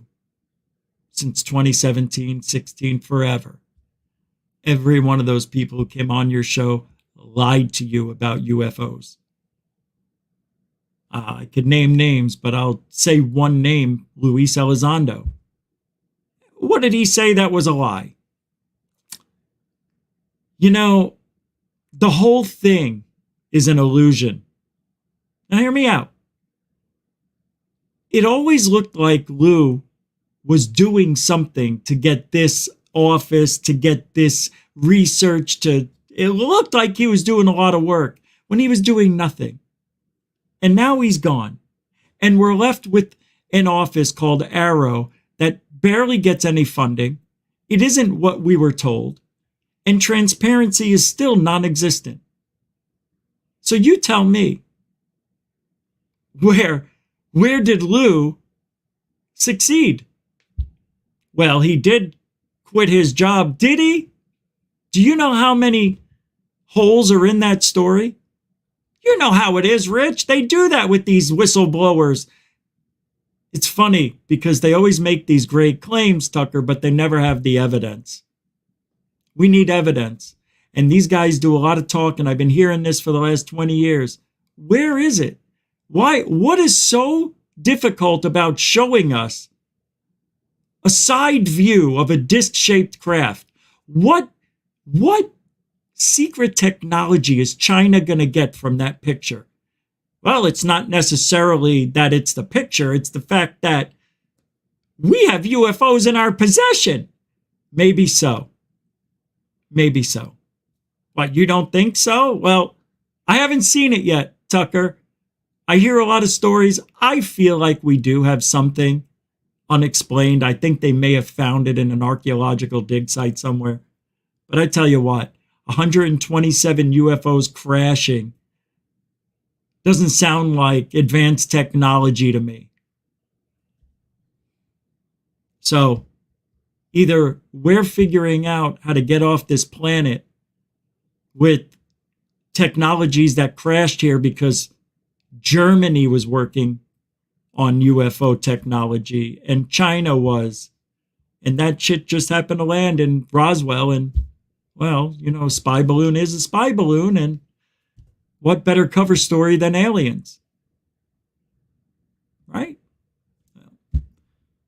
And that's where we are. The government figured out in 47 that you can use aliens to cover up anything that falls out of the sky, and they've been using it ever since.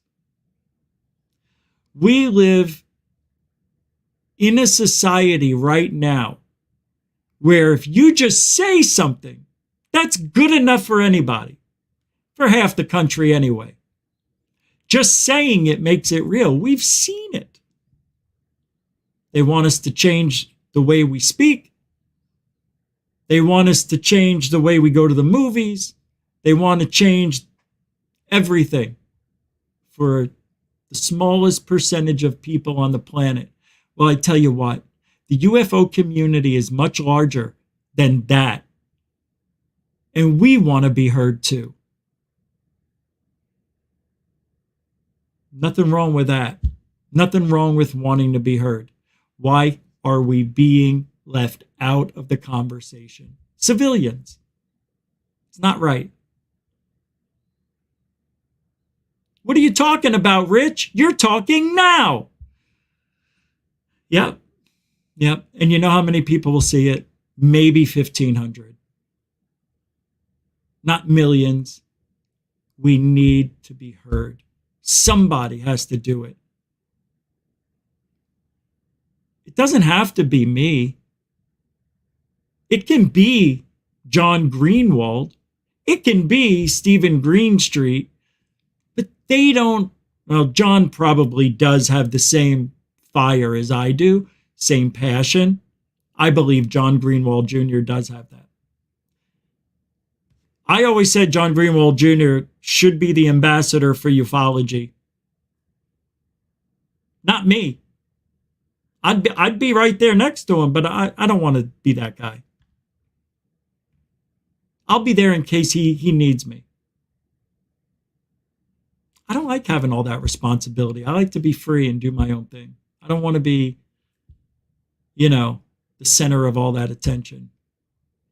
What are you talking about, Rich? You want to talk to Tucker Carlson?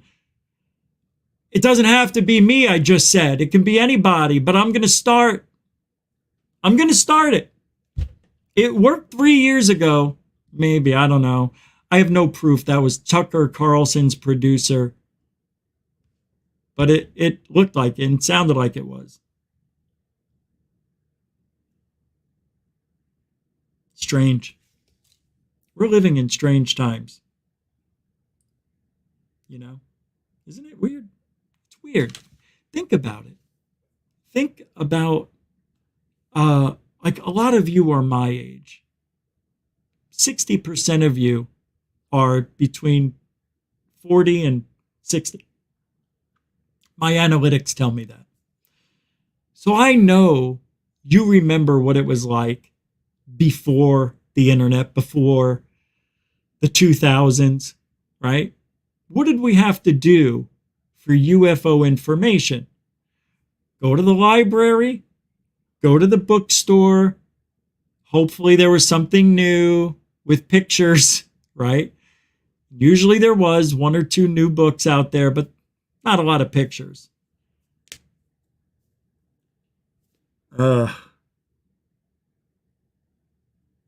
We had to wait.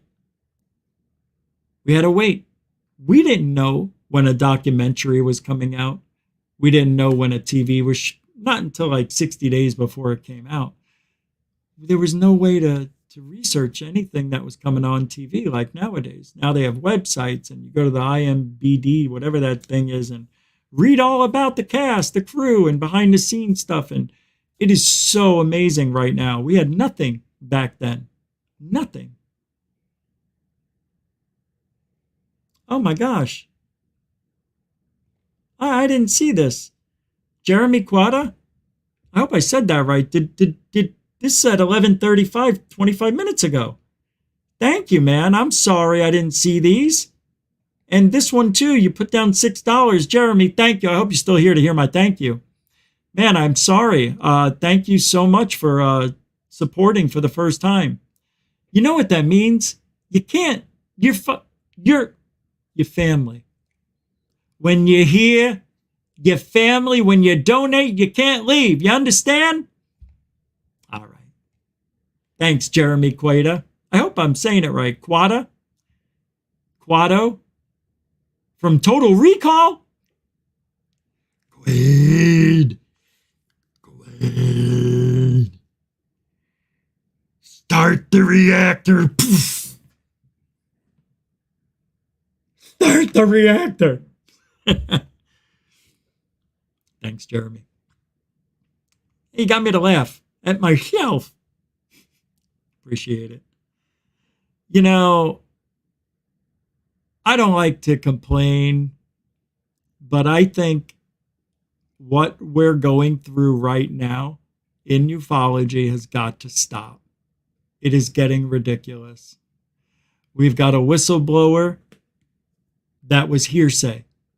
And I don't care what Fessler thinks. I didn't disrespect him. I disrespected his game. I don't know why these people get so emotionally involved with someone you don't even know. It's like, have you had a conversation with, did you go out to dinner with them? Did you get that much attached? I don't understand these people. You know, I meet somebody and they got a UFO video, want to talk. I'm not like, you know, if somebody said something, I'm like, can't say that about them. What are you crazy? Are you kidding me? You can say what you want. I can say what I want. I just don't get it. It's like, all I did was say, you know, it's hearsay. It's not really a whistleblower. Because it isn't. And he's not. I mean, in the worst definition of whistleblowing, yeah, all right, he whistleblew. But hearsay, bro. Hearsay. That's all I gotta say. Never heard of a freaking hearsay whistleblower my entire life. Now, all of a sudden, just because you and everybody else, oh, wow, he said something, he risked it all. No, he risked nothing. He already talked to Dopser and got approval on what he can say and not say. He went out there with nothing to lose, everything to gain. You want to start a new career like Lou? Do this for us. And everybody got in his ear. Greer, Corbell, and all the others. Jay Stratton, Elizondo. And he's like, I don't believe it. No, I do believe it. Yeah, I believe it. Oh, that's got to be true. It has to be true. Are you kidding me? I'm not kidding you.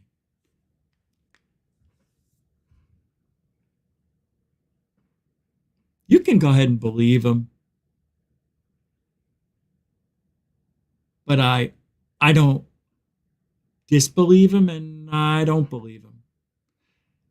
It's nothing. It's hearsay.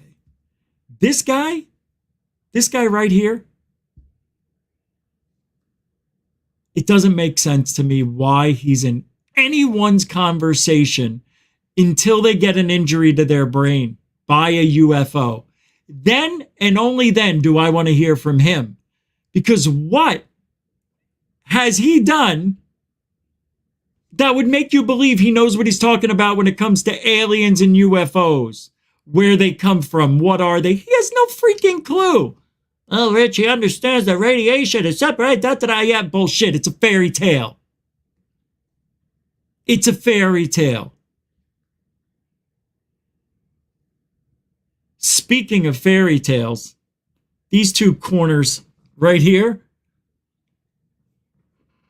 are living in a fantasy world. And Lou Elizondo, who's directly in the seat behind me, thought he could be Alice in Wonderland and take us to the promised land. Even though he said he's not about disclosure. His words, not mine. He really wasn't. Lou had to create an image of a guy who looked like the typical counterintelligence tough guy. Mild-mannered, doesn't smile, barely breaks any emotions on his face. Well, at first. Right? Comes out, we are not alone. In the universe.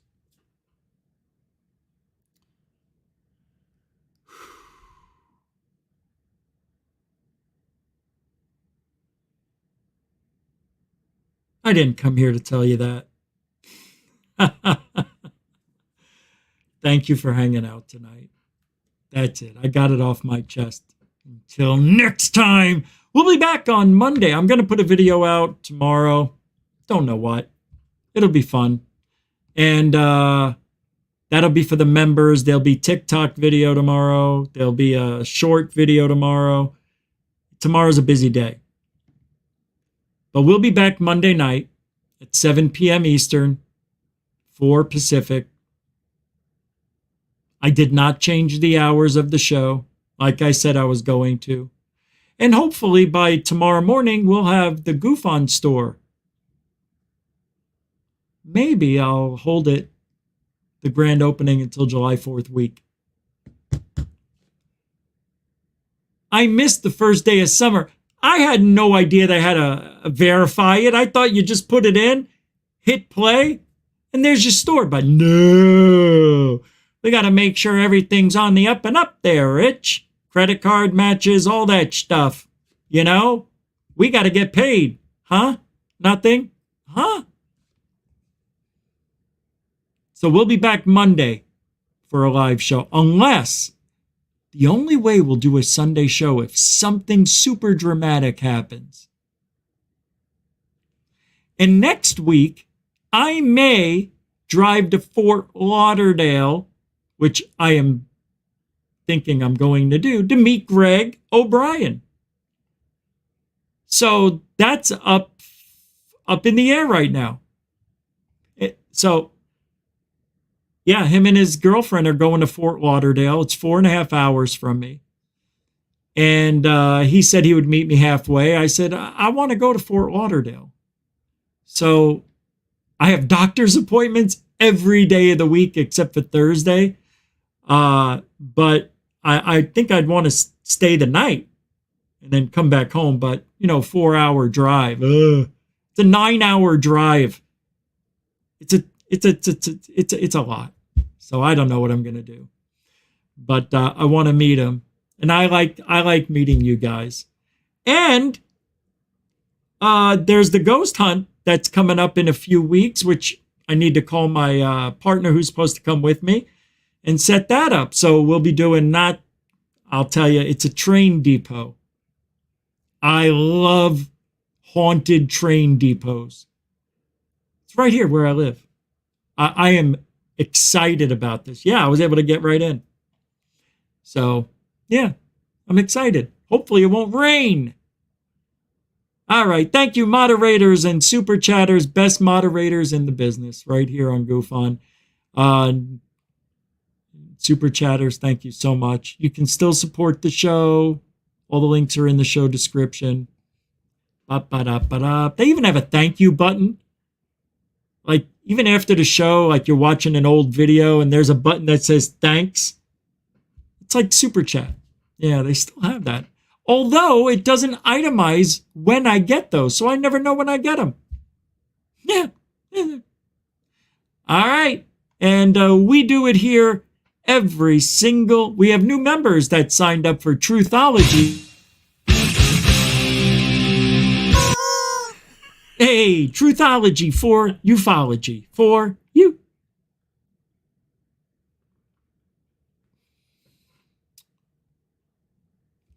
That's it. That's it, right? We're done? All right. That's it. We'll take you out of here. I'm going to do it backwards tonight. We'll do it this way. Thank you, newcomers and veterans, too. I appreciate the new people coming here. Please don't forget to subscribe and then hit the like button, the button thing. Hit that. I need 150 likes a show and 50 comments. Put your comments. What do you think? You know, do you hate ufology? You love it? I like to know what you guys are thinking. Do you think we're being duped? Do you think it's all a psyop? Because I kind of do. Anyway, until then, we'll see you next time. Be safe, be kind, and alien bless. Oh, seriously. Warning. Control life. Warning. Warning. Failure. Control life. Warning. Unidentified flying object.